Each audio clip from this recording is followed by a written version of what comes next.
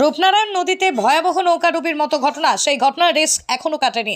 এরই মাঝে লক্ষ্য করা গেল নৌকোতে করে ঝুঁকির যাতায়াত স্কুল পড়ুয়াদের। হাওড়া থেকে জেলা থেকে পশ্চিম মেদিনীপুর জেলার দাসপুরে স্কুল পড়ুয়াদের আসছে জীবনের ঝুঁকি নিয়ে। হাওড়া জেলার জয়পুর থানার কয়েকশো পড়ুয়া পড়াশোনা করে পশ্চিম মেদিনীপুর জেলার দাসপুরের দুধকুমড়া হাই স্কুলে।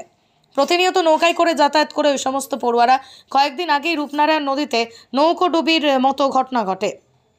আর সেই ঘটনায় রেশ কাটতে না কাটতে এইভাবে এই ঝুঁকিপূর্ণ যাতায়াত প্রশাসনের গাফিলতি করেই মন্তব্য করছেন সাধারণ মানুষ। নেই সতর্কবার্তা, নেই নির্দেশিকাও, নেই প্রশাসনের কোনো নজরদারি। অবাধে নৌকায় করে চলছে ঝুঁকির যাতায়াত।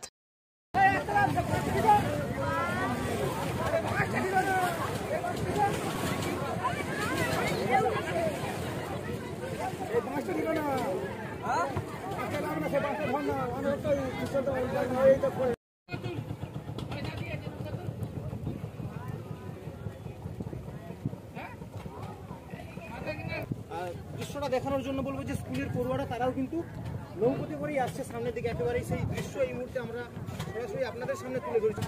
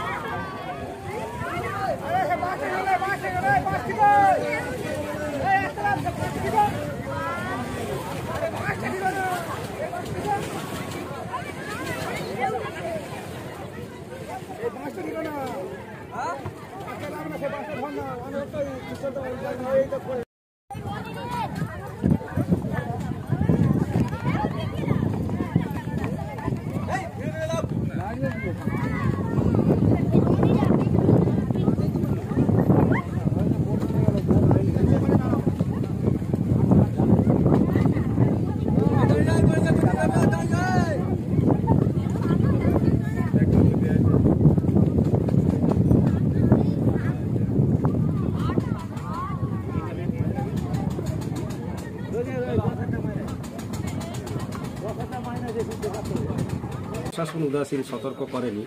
এত বড় একটা ঘটনার পরেও দেখছি এক নৌকা ভর্তি ওই চিটগান থেকে দুধকুমড়া স্কুলে আসার জন্য পারাপার খুব ঝুঁকিপূর্ণ অবস্থাতেই নিয়ে এসেছে। এবং তাদের ওঠানামার যে জায়গাটা এখন যেহেতু জল কম, সেটাও খুব বাজে অবস্থায় আছে। এখানে